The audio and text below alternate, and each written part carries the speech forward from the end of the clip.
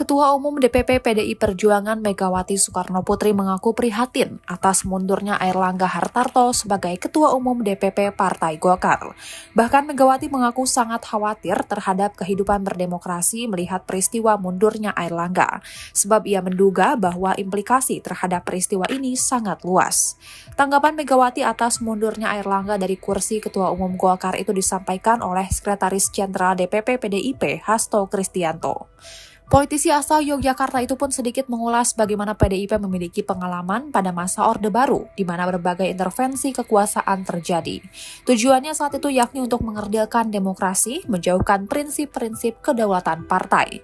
Meski mengaku khawatir karena mundurnya Airlangga ini dianggap memberi dampak yang luas, namun Hasto menegaskan bahwa PDIP tak ingin mencampuri urusan partai lain. Sebelumnya, Airlangga resmi mengundurkan diri dari Ketua Umum Partai Golkar. Airlangga menyampaikan pengunduran diri tersebut dalam rekaman video.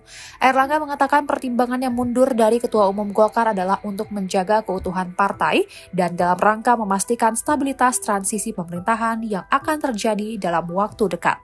Adapun usai mengumumkan pengunduran dirinya dari Ketua Umum Golkar, Airlangga langsung bertolak ke Ibu Kota Nusantara atau IKN pada Minggu 11 Agustus 2024. Wakil Ketua Umum Partai Golkar Ahmad Doli Kurnia mengatakan bahwa nantinya Airlangga yang juga Menteri Koordinator Bidang Perekonomian akan makan malam bersama Presiden Jokowi dan sejumlah anggota kabinet lainnya di IKN.